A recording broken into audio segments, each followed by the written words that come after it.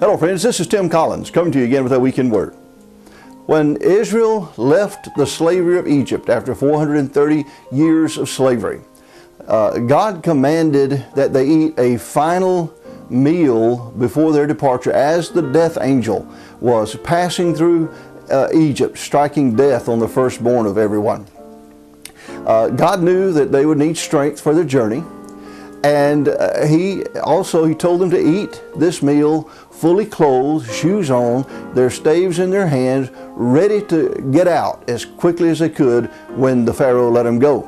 And apparently, as they partook of this meal on Passover night, any infirmities, any sicknesses or crippling effects from the slavery was restored, was healed.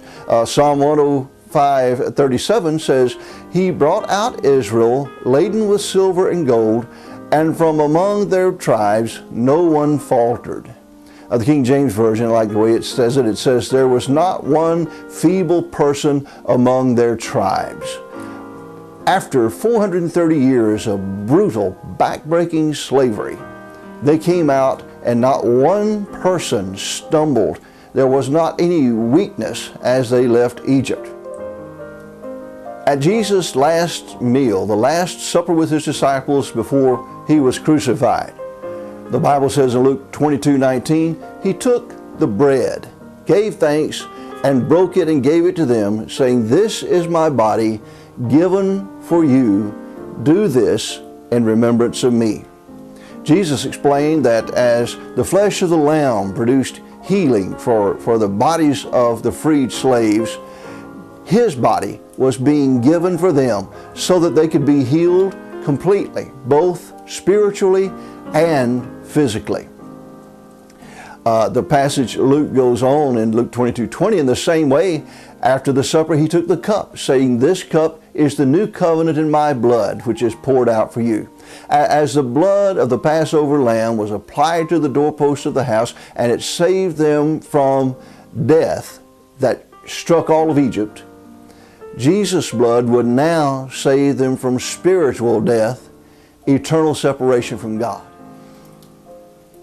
Isaiah prophesied, Isaiah 53:5, "But he was pierced for our transgressions. He was crushed for our iniquities. The punishment that brought us peace was upon him. By his wounds we are healed." Peter quoted this. 1 Peter 3:24 says, "By his wounds you have been healed," referring to the scourging that Jesus underwent as he was being prepared for crucifixion. In this way, his body was given for you, for your physical healing, for your emotional healing, for your mental healing, for your spiritual healing. The word saved, the Greek word sozo, means saved to the uttermost. Everything, every part of your being, saved, redeemed, made new. We remember his sacrificial gift every time that we observe the Lord's Supper, Holy Communion. And I hope that you do that regularly, that the church you attend observes this ordinance of the church regularly. And I hope as you do, it becomes more than just a ritual.